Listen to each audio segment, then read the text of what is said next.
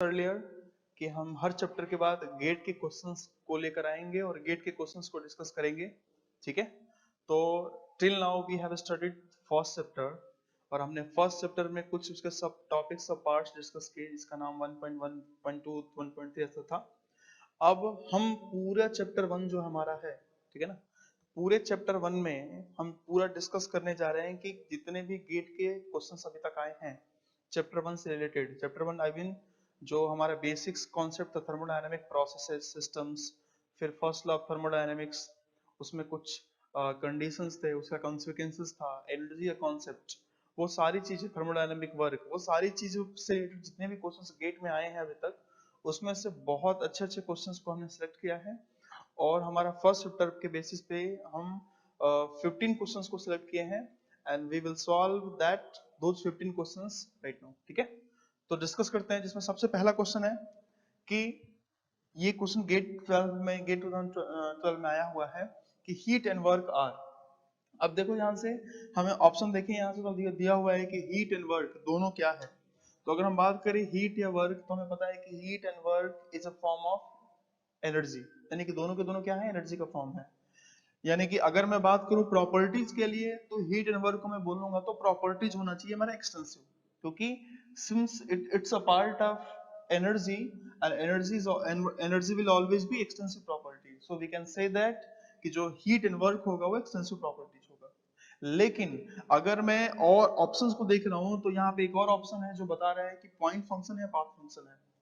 और बेसिकली हमने जब हीट एंड वर्क दोनों पढ़ा था तो हमारा दोनों का सबसे इंपॉर्टेंट पॉइंट क्या था, दोनों का सबसे इंपॉर्टेंट पॉइंट ये था कि हमें डिस्कस करना है, हमें पता करना है कि हीट और वर्क पाथ फंक्शन है या पॉइंट फंक्शन है, क्योंकि उसी के बेसिस पे हम डिसाइड कर पाएंगे कि किस तरीके से हमें वर्क एंड हीट फाइंड करना है।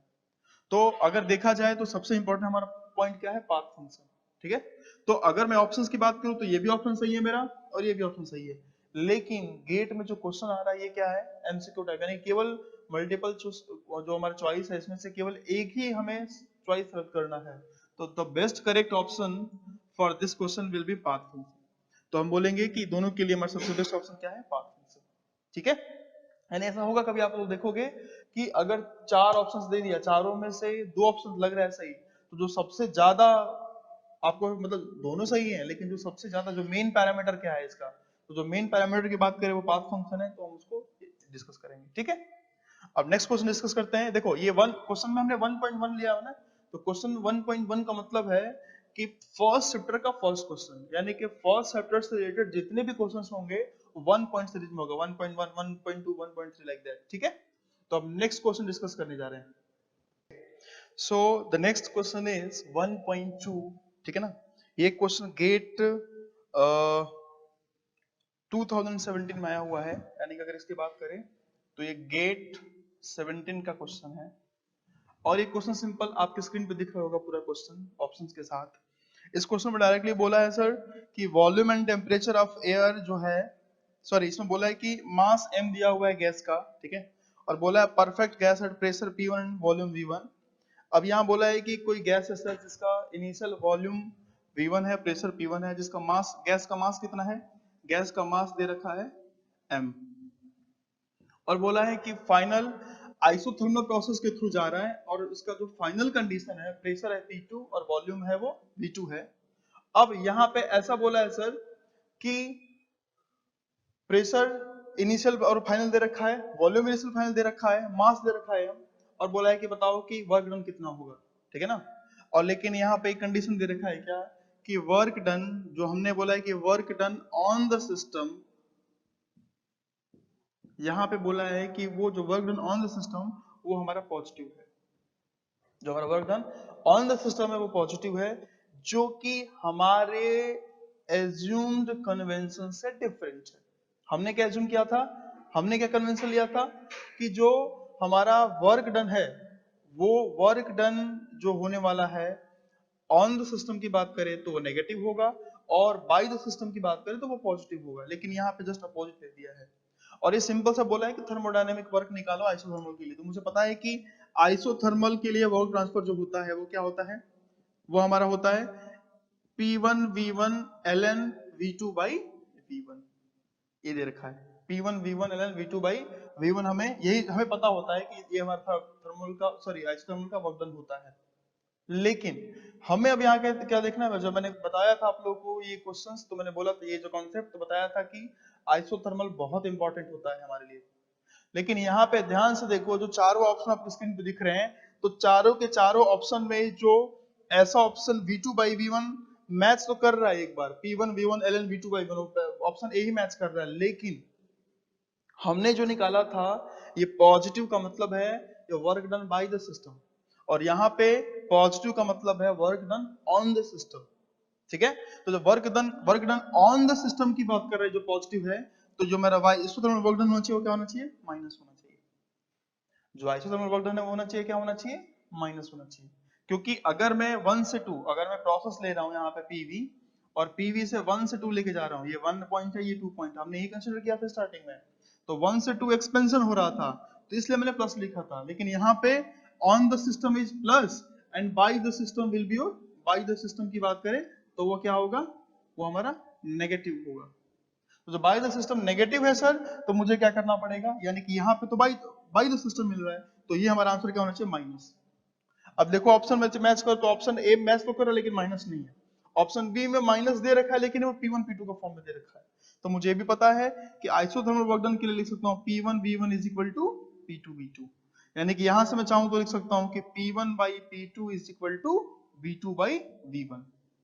और अगर मैं मुझे पता चल गया कि V2 by V1 is equal to P1 by P2, तो मैं इस P1 by P2 को यहाँ पुट कर दूंगा, तो मेरा जो वर्क डन आएगा इस कंडीशन के लिए, जो वर्क डन आएगा आइसोथर्मल का, वो होगा minus P1 V1 ln P1 by P2। आई बात समझ में? यानी कि इसके अकॉर्डिंग हमारा जो ऑप्शन बी है वो क्या हो जाएगा, करेक्ट हो जाएगा। इसमें जो ऑप्शन बी है वो करेक्ट रहेगा। देखो बहुत इजी क्वेश्चन है, लेकिन यहाँ पे बस छोटा सा चेंज कर दिया क्वेश्चन में चेंज क्या किया कि यहाँ पे कन्वेंशन चेंज कर दिया। हम जनरली जो मानते हैं कि work done by the system is positive, यानी कि बाय द सिस्टम मतलब एक्सपेंशन पीडीवी पॉजिटिव, लेकिन यहाँ पे बोला कि ऑन द सिस्टम यानी कि minus, on the system is positive.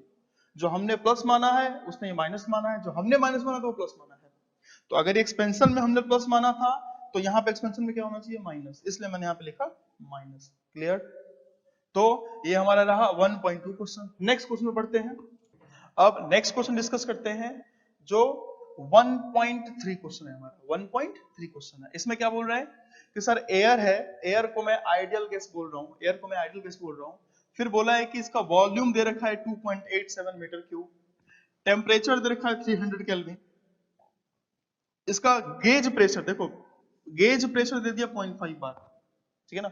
अच्छा पहली चीज तो गेज का स्पेलिंग में कभी कंफ्यूज मत होना, कभी GAUG तो जनरली हम जानते हैं गेज का मतलब होता है, लेकिन ये GAGE आप अगर सेंट्रल पढ़ोगे तो वहां पे GAGE होगा, तो बस ये कन्वेंशन है, ठीक है ना, तो उसका टेंशन मत लेना। तो गेज प्रेशर 0.5 बार दे रखा है, gas constant R is equal to 287 joule per KG into kelvin दे रखा है, एटमॉस्फेरिक प्रेशर 1 बार दे रखा है, तो पूछा है कि मास बताओ। तो सिंपल सी बात है, हमें पता है कि मास, हम देखिए देखो ऐसे क्वेश्चन को सॉल्व कैसे करें, हमें कैसे पता कि कौन सा क्वेश्चन यूज करना है। तो सबसे पहले देखो जो गिवन डेटा दिया हुआ है, वॉल्यूम दिया है, टेम्परेचर दिया है, प्रेशर दिया है, आर दिया है और मास पूछा है, तो ऐसा कौन सा इक्वेशन है जिसमें सारे टर्म्स यूज होंगे। तो अगर मैं बोलूं तो मैं बोलूंगा सर कि ये PV is equal to MRT की बात कर रहा हूं मैं, ठीक है। अगर मैं PV is equal to MRT की बात कर रहा हूं तो मैं क्या बोलूंगा sir, PV is equal to MRT, यही हमारा आइडियल गैस इक्वेशन है, और यहाँ बोल दिया कि एयर आइडियल गैस इक्वेशन है। और एक्चुअल में देखा जाए आइडियल तो एयर आइडियल गैस होता ही है। आप अगर रूम टेम्परेचर की बात करोगे, आप अगर रूम टेम्परेचर की बात करोगे तो रूम टेम्परेचर पे अगर एटमॉस्फेरिक गैस को कंसीडर करोगे, तो जब आप निकालोगे कि वो आइडियल गैस से कितना डिफरेंट है, तो आपको पता चलेगा जो एरर आएगी वो 0.1% से भी कम एरर आएगी। और किसी भी गैस को आइडियल गैस कैसे बोलते हैं, कोई भी गैस आइडियल गैस है कि नहीं है कैसे पता चल पाएगा, वो पता करने के लिए आपको 3 कॉन्सेप्ट पता होने चाहिए, एक रिड्यूस्ड प्रेशर का, रिड्यूस्ड टेम्परेचर का और कंप्रेसिबिलिटी फैक्टर का। उसके बीच में चार्ट होता है, ठीक है, यानी कि ऐसा कुछ चार्ट जैसा दे देगा आपको, यहाँ पे कंप्रेसिबिलिटी फैक्टर दे देगा, पीवी बाई आरटी इसको बोलते हैं, पीवी बाई आरटी, और ऐसा कुछ दे देगा चार्ट आपको, जिसमें यहाँ पे रिड्यूस्ड प्रेशर का मतलब actual pressure upon critical pressure, और ये जो ऐसा कुछ करके यहाँ पे जो लाइंस होंगी वो लाइंस किसके लिए होगा, ये होगा रिड्यूस टेम्परेचर। रिड्यूस टेम्परेचर का मतलब actual temperature upon critical temperature. और यहां से पता चलता है कि कोई भी गैस है, जनरली कोई भी गैस है जो लो प्रेशर और हाई टेम्परेचर पे होता है, यहाँ पे 1 वैल्यू होती है कंप्रेसिबिलिटी फैक्टर की। यानी कुछ इस तरीके से होता है, ध्यान से देखो अगर दिख रहा हो तो, कि PV is equal to RT की मैं बात कर रहा हूँ, small v is equal to RT। Small v का मतलब ये बोल रहा हूँ कि अगर PV is equal to MRT है, PV is equal to MRT है, ठीक है, तो अगर m नीचे आ जाएगा तो क्या हो जाएगा, P small v by RT। अब अगर ऐसा है तो बाई RT क्या हो जाएगा, 1, यानी इसी को बोलते हैं कंप्रेसिबिलिटी फैक्टर। तो अगर ये कंप्रेसिबिलिटी फैक्टर मेरा 1 है तो ये क्या होगा, गैस क्या होगा, आइडियल गैस के आसपास होगा। तो हमने यहाँ से पता चलता है कि कोई भी गैस जनरली जो लो प्रेशर, देखो लो प्रेशर पे और हाई टेम्परेचर पे है तो वो अप्रोक्सीमेटली 1 के आसपास होता है, यानी कि वो आइडियल गैस इक्वेशन, वो आइडियल गैस होता है। इसलिए हम बोलेंगे कि ये जो हमारा इक्वेशन है PV is equal to MRT, this will be valid for low pressure and high temperature condition. आई बात समझ में? तो अब मैं ऐसा बोल सकता हूं, कभी कभी इसको R, M क्या है, मास पता है मुझे, P क्या है, प्रेशर, लेकिन प्रेशर किस में, ये एब्सोल्यूट प्रेशर है, हमेशा याद रखना। ये क्या है, एब्सोल्यूट प्रेशर है। V क्या है, वॉल्यूम है। M क्या है, मास। R क्या है, R को बोलते हैं गैस कांस्टेंट। जो लिखा हुआ है ये गैस कांस्टेंट है, यानी कि ये गैस के लिए फिक्स रहेगी, लेकिन डिफरेंट डिफरेंट गैस के लिए इसकी वैल्यू अलग होगा। अगर मैं ऑक्सीजन गैस लेता हूं या जो भी कोई गैस, एयर ले लिया, तो एयर के लिए R की वैल्यू फिक्स रहेगी, लेकिन अगर मैं डिफरेंट डिफरेंट गैस लूंगा तो R की वैल्यू चेंज होती रहेगी। ठीक है। T का मतलब होता है टेम्परेचर। टेम्परेचर किस में, टेम्परेचर इन केल्विन, हमेशा टेम्परेचर इन केल्विन। तो ये हमारा क्वेश्चन है। इसको मैं चाहूं तो दूसरे तरीके से लिख सकता हूं, कैसे, PV is equal to nRT, R bar, ठीक है। या आप चाहो तो इससे रिलेट कर सकते हो, जो मुझे R निकालना है तो R is equal to R bar upon molecular weight, molecular weight. तो अगर R की जगह पे मैं R bar upon molecular weight रख दिया तो मैं ऐसा बोल सकता हूं क्या, ये M बोल दिया अपॉन मॉलिक्यूलर वेट बोल दिया, और ये M अपॉन मॉलिक्यूलर वेट को हम बोलते हैं नंबर ऑफ मोल्स, यानी कि nRT। आई बात समझ में? तो मुझे जैसे भी इक्वेशन याद दिया हो, अगर मास देगा तो MRT यूज करूंगा, अगर नंबर ऑफ मोल्स देता है तो मैं nRT यूज करने वाला हूं। क्लियर? लेकिन अब यहाँ पे R बार क्या हो जाएगा, R बार होगा यूनिवर्सल गैस कांस्टेंट। जो R बार है हमारा वो क्या है, यूनिवर्सल गैस कांस्टेंट। और यूनिवर्सल गैस कांस्टेंट का मतलब इसकी वैल्यू हमेशा फिक्स रहेगी 8.314, और ये सभी के लिए फिक्स रहेगा, सभी के लिए फिक्स रहेगा, कोई भी गैस हो। ठीक है। तो हमें यहाँ पे इतना सोचना नहीं है, हमें डायरेक्टली इस फॉर्मूले को यूज करके, सॉरी इस फॉर्मूले को यूज करके आंसर निकाल देंगे। तो हमारा कैसा हो जाएगा, देखो ध्यान से, अगर मैं देखूं डायरेक्टली तो यहां से मैं बोल सकता हूं क्या, कि P प्रेशर, कौन सा प्रेशर, गेज प्रेशर। और मुझे पता है अगर मैं प्रेशर की बात करूं, ध्यान से देखो एक बार, एक लाइन और एक कॉन्सेप्ट देखो यहाँ पे, अगर प्रेशर की बात करते हैं तो ये क्या प्रेशर है, ये हमारा प्रेशर, इस सी लेवल की बात कर रहा हूं मैं। यहाँ पे क्या है, एटमॉस्फेयर की बात कर रहा हूं। ठीक है, ये रेफरेंस है मेरा।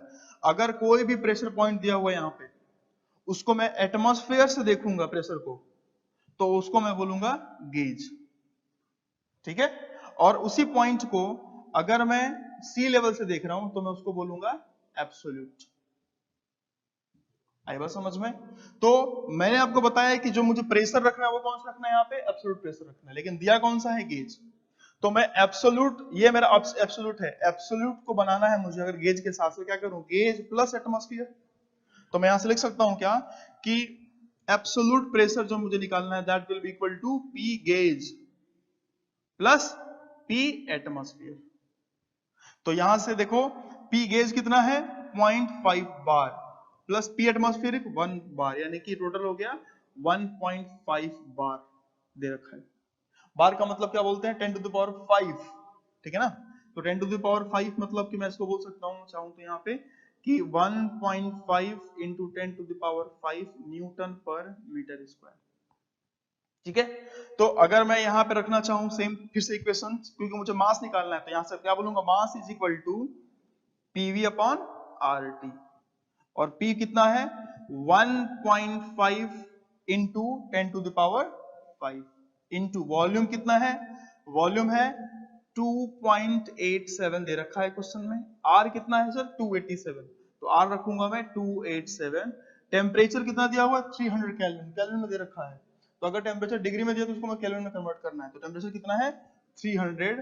तो अगर मैं इसको सॉल्व करूंगा सर, मास निकालूंगा, तो मेरा यहाँ मास जो आएगा वो आएगा एग्जैक्टली 5 kg।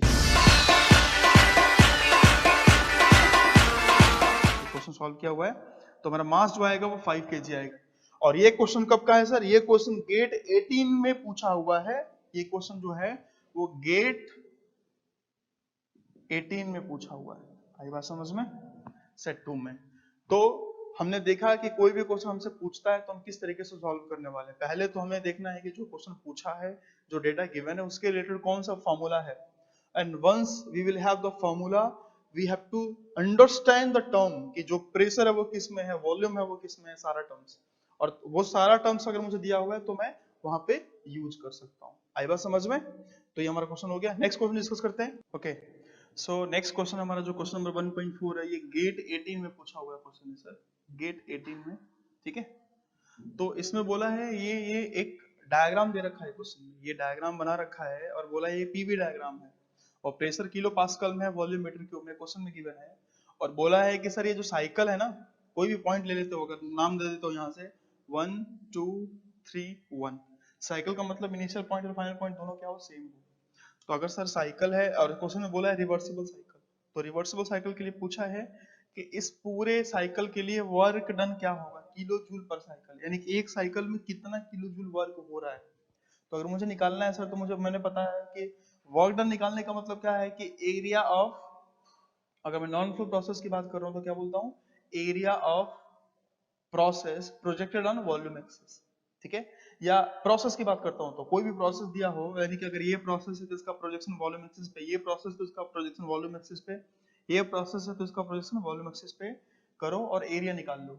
लेकिन हमने ये भी चीज डिस्कस किया था, एक क्वेश्चन हमने सॉल्व किया था तो उसमें भी ये डिस्कस किया था कि अगर क्लोज साइकिल देता है तो क्लोज साइकिल के इसमें थर्मोडायनामिक वर्क का मतलब उस साइकिल का ही एरिया। तो यहाँ पे साइकिल क्या है, क्योंकि देखो सर, आप अगर इसका प्रोजेक्शन करोगे नीचे तो जीरो हो जाएगा, लेकिन जब इसका प्रोजेक्शन करोगे तो इतना पूरा आएगा, ये प्लस में रहेगा क्योंकि वॉल्यूम बढ़ रहा है। और जब इसके लिए प्रोजेक्शन लोगे तो नीचे वाला होगा, लेकिन ये माइनस में होगा क्योंकि वॉल्यूम कम हो रहा है। तो ये पूरा प्लस और ये पूरा माइनस, तो ये दोनों में कॉमन होगा, ये वाला एरिया तो ये कट जाएगा, बचेगा केवल ये एरिया। तो पूरा लगभग निकालने से बेटर क्या है, डायरेक्टली कोई भी क्लोज साइकिल देता है अगर आपको, तो क्लोज साइकिल के एरिया ही डायरेक्टली पूरा साइकिल का वर्क डन देने वाला है। तो इसका एरिया कैसे निकालूंगा मैं, अब ये work transfer is equal to क्या हो जाएगा, area of triangle, area of triangle. अब एरिया कैसे निकालोगे, 1/2 इंटू बेस, बेस कितना है सर 2.5 और 2 से डिफरेंस, तो हम इसको क्या बोलेंगे 2.5 माइनस 2, लेकिन ध्यान दो ये किसमें यूनिट है, मीटर क्यूब में है, इनटू क्या होता है p base into distance, height, perpendicular height, height कितना है 650 में से 400 कर दो सब्सट्रैक्ट, 650 माइनस 400। तो जब इसको सॉल्व करोगे, अच्छा ये किलो जूल में है और ये सॉरी किलो पास्कल में है और ये मीटर में है, तो जो आंसर आएगा वो किलो जूल में आएगा। तो अभी जब ये हम दे रखा है तो इसका डायरेक्टली एरिया निकालेंगे, तो एरिया मैंने निकाल रखा है, एरिया होगा आपका 62.5 किलो जूल पर साइकिल। ठीक है, किलो जूल क्यों आया, क्योंकि इसका मैंने किलो पास्कल लिया हुआ और इसका मीटर क्यूब लिया हुआ है। अगर मैं केवल पास्कल लेता तो ये जूल में आता। क्लियर, ये क्वेश्चन समझ में आ गया। ये क्वेश्चन आपके स्क्रीन पे भी दिख रहा होगा, सारे ऑप्शंस दिख रहे होंगे, सॉरी इसमें फिलिंग द ब्लैंक्स क्वेश्चन है तो इसमें ऑप्शन नहीं होगा, डायरेक्टली लिख सकते हो। अब नेक्स्ट क्वेश्चन डिस्कस करेंगे हम लोग। सो नेक्स्ट क्वेश्चन जो हमारा है ये गेट 2004 का क्वेश्चन है, ये गेट 2004 का क्वेश्चन है। ये क्वेश्चन क्या कह रहा है सर, बहुत ही प्यारा क्वेश्चन है। क्वेश्चन में बोला है कि एक पिस्टन सिलेंडर अरेंजमेंट है जिसके अंदर ये पिस्टन के और ये सिलेंडर में क्या, कंटेनर में क्या रखा हुआ है, गैस रखा हुआ है। अब ये बोल रहा है कि इसको कंप्रेस किया जा रहा है, इसको कंप्रेस किया जा रहा है। तो सर जब कंप्रेस किया जा रहा है इस पे, तो सिंपल सी बात है कि इस सिस्टम पे वर्क डन हो रहा है, और जब सिस्टम पे वर्क डन हो रहा है तो बोला है कि तो हमारा वर्क डन होने का मतलब क्या, नेगेटिव। तो बोला है कि वर्क डन तो दिया जा रहा है वो 5000 किलो जूल है, तो हम क्या ले लेंगे माइनस 5000 किलो जूल। क्यों, क्योंकि इस पे वर्क डन हो रहा है, इस पे वर्क डन इस सिस्टम पे dW हो रहा है। नेक्स्ट, अब ये बोला है कि ऐसा करने पे ये कुछ हीट ट्रांसफर हो रहा है, हीट इंटरेक्शन, और हीट किसको दे रहा है, ये सराउंडिंग को दे रहा है। ये हीट सराउंडिंग को दे रहा है, क्योंकि अगर ये मेरा सिस्टम है सर तो बाहर वाला क्या होगा, सराउंडिंग होगा। अब ये सराउंडिंग को हीट दे रहा है तो इसका मतलब क्या है, ये dq फ्रॉम द सिस्टम, और dq फ्रॉम द सिस्टम का मतलब क्या होता है, माइनस। ये 2000 किलो जूल ये भी दे रखा है। तो बोला है कि इस प्रोसेस में इंटरनल एनर्जी का चेंज कितना होगा, तो वो कैसे निकालेंगे, हमें पता है कि from first law of thermodynamics for a process, process की हम बात करेंगे तो हम बोलेंगे प्रोसेस के लिए क्या होगा sir, dq is equal to du plus dw, dq is equal to du plus dw। अब यहाँ पे dq कितना दिया हुआ सर, dq है माइनस 2000। एक चीज ध्यान देना है, आप कभी भी किसी क्वेश्चन में कोई भी वैल्यू पुट कर रहे हो तो यूनिट शुड बी सेम। अगर किलो जूल हो तो किलो जूल फिर रख सकते हो डायरेक्टली आप, तो du माइनस 5000। तो यहां से अगर मैं ड्यू निकालूंगा तो ड्यू माइनस 5 इधर आ जाएगा तो क्या हो जाएगा, 3000 किलो जूल। यानी कि अगर हमें क्वेश्चन में पूछा है कि बताओ the change in internal energy of the gas during the process is, तो क्या होगा, प्लस 3000 किलो जूल।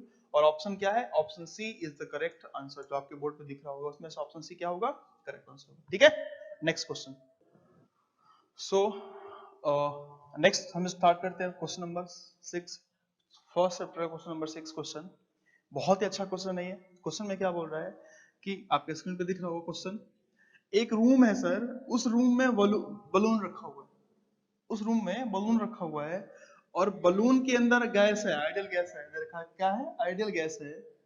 और जो पूरा का पूरा रूम है इवैक्यूएटेड है। इवैक्यूएटेड का मतलब कुछ भी मास नहीं है। अब बोल रहा है कि बताओ, क्वेश्चन में बोला है कि अगर बलून रप्चर होता है, बलून फट जाता है, तो बलून फटने के बाद ये क्या, सिंपल सी बात है, ये पूरा आइडियल गैस जो है वो एक्सपेंड होकर पूरा रूम को ऑक्यूपाई कर लेगा। तो बोला है कि इस प्रोसेस में क्या कंडीशन हो सकता है। अब 4 ऑप्शन दिए हुए हैं आपके कि क्या क्या हो सकता है, तो ध्यान से देखो। ये ऐसा कॉन्सेप्ट हमने पढ़ा हुआ है और इस कॉन्सेप्ट को हमने नाम दिया था क्या, फ्री एक्सपेंशन। क्यों, क्योंकि सर कभी भी इसको मैं जब ये रप्चर होगा तो एक्सपेंड होगा, और एक्सपेंशन अगेंस्ट वैक्यूम, एक्सपेंशन मैं बोलूंगा कि एक्सपेंशन अगेंस्ट वैक्यूम अगर मैं बात करता हूं तो यही तो हमारा है फ्री एक्सपेंशन। और सर फ्री एक्सपेंशन में हमने देखा था कि फ्री एक्सपेंशन में कुछ भी सिस्टम हम ले रहे हैं अगर, तो उस सिस्टम में हमने देखा था कि temperature initial is equal to temperature final था। तो अगर इनिशियल टेम्परेचर और फाइनल टेम्परेचर होगा तो आइडियल गैस की बात करते हैं, तो आइडियल गैस के लिए इंटरनल एनर्जी जो होगा सर, आइडियल गैस के लिए इंटरनल एनर्जी जो U है वो फंक्शन किसका है, टेम्परेचर का। अगर एंथैल्पी की बात करें तो एंथैल्पी भी किसका फंक्शन है, एंथैल्पी भी सर फंक्शन है किसका, टेम्परेचर का। यानी कि इनिशियल प्रोसेस और फाइनल प्रोसेस में जो टेम्परेचर सेम है, इस प्रोसेस की इनिशियल कंडीशन फाइनल कंडीशन में जो टेम्परेचर सेम है, तो इंटरनल एनर्जी और एंथैल्पी भी क्या होगा, सेम होगी। हमने पढ़ा भी है कॉन्सेप्ट में, वीडियोस में। तो इसके अकॉर्डिंग मैं क्या बोल सकता हूँ कि यहाँ पे जो मेरा ऑप्शन क्या होगा, C, both internal energy and enthalpy of the gas remains constant. Both internal energy and enthalpy of the gas remains constant. क्यों, क्योंकि दोनों किसका फंक्शन है, टेम्परेचर का। और इस फ्री एक्सपेंशन प्रोसेस में टेम्परेचर क्या हो रहा है, कांस्टेंट हो रहा है। Clear, okay. तो नेक्स्ट क्वेश्चन डिस्कस करते हैं। सो नेक्स्ट क्वेश्चन जो हमारा 1.7 क्वेश्चन है, ये क्वेश्चन हमारा है, बहुत ही प्यारा क्वेश्चन है, गेट 2009 का क्वेश्चन। ये क्वेश्चन किसका है, गेट 2009 का क्वेश्चन है। क्वेश्चन में क्या बोला, ध्यान से सुनना है आपको। क्वेश्चन बोल रहा है सर कि a frictionless piston cylinder device contains a gas initially at 0.8 megapixel and 0.015 metre cube. यानी कि ये केवल ग्रीन पॉइंट जो दिख रहा है आपका, पहले ये गैस था, पिस्टन सिलेंडर अरेंजमेंट में गैस था, और ये गैस का प्रेशर दे रखा है और इस गैस का वॉल्यूम दे रखा है, आइडियल गैस है। और बोला है कि इस गैस को एक्सपेंड किया जा रहा है, ठीक है ना। ये जो क्वेश्चन में बोला है कि जो गैस क्या है, expand quasi statically at constant temperature, यानी कि जो गैस एक्सपेंड हो रहा है इसमें टेम्परेचर पूरे प्रोसेस में क्या हो रहा है, कांस्टेंट। यानी कि मैं बोल सकता हूं जो प्रोसेस होगा वो क्या होगा, आइसोथर्मल होगा। अब ये बोला है कि एक्सपेंड होने के बाद ये यहाँ पे आ गया पिस्टन सिलेंडर अरेंजमेंट, यानी कि पहले वॉल्यूम इतना था, वॉल्यूम इतना हो गया। पहले प्रेशर कुछ अलग होगा, प्रेशर कुछ अलग होगा। तो जो रेड मार्क दिख रहा है वो पूरा का पूरा क्या है, आपका फाइनल कंडीशन है। यानी ग्रीन वाला इनिशियल कंडीशन और रेड वाला क्या है, फाइनल कंडीशन है। और फाइनल कंडीशन का वॉल्यूम भी दे रखा है 0.030 मीटर क्यूब। तो पूछा है कि बताओ इस एक्सपेंशन प्रोसेस में the work output in kilo joule, work output पूछा है कि वर्क आउटपुट कितना होगा, किस में पूछा है, किलो जूल में। तो कुछ नहीं करना सर, हमें पता है कि ये प्रोसेस कौन सा है, आइसोथर्मल। तो मुझे एक चीज पता है कि आइसोथर्मल के लिए क्या करते हैं, वर्क ट्रांसफर निकालो आइसोथर्मल के लिए, तो that will be equal to P1 V1 ln V2 by V1। हमें पता है आंसर फॉर्मूला ये, मैंने बोला था कि आइसोथर्मल बहुत बहुत इंपॉर्टेंट है, ठीक है। तो P1 मतलब 0.8 मेगा पास्कल, तो अगर किलो जूल में पूछा है तो मुझे मेगा को किलो में बनाना पड़ेगा, तो किलो बनाओगे तो क्या होगा 0.8 इंटू 10⁻³ किलो पास्कल, मेगा का मतलब 10⁻⁶, तो 3 इधर आ गया, इधर बचेगा, तो इसको क्या बोल सकते हैं 10⁻3। ये प्रेशर हो गया। वॉल्यूम कितना है 0.015, ठीक है, ये वॉल्यूम दे रखा है। ln V2 फाइनल वॉल्यूम कितना है 0.030, इनिशियल वॉल्यूम कितना है 0.015, तो मैं बोलूंगा 0.015। लेकिन ध्यान दो माय डियर, हमेशा जब ln में ले रहे हो या कहीं भी ले रहे हो, यूनिट सेम होना चाहिए, मीटर मीटर क्यूब ऐसा होना चाहिए। तो जब इसको सॉल्व करोगे आप डायरेक्टली, तो सॉल्व करने के बाद आपको आंसर मिलेगा 8.32, तो हम बोलेंगे 8.32 किलो जूल।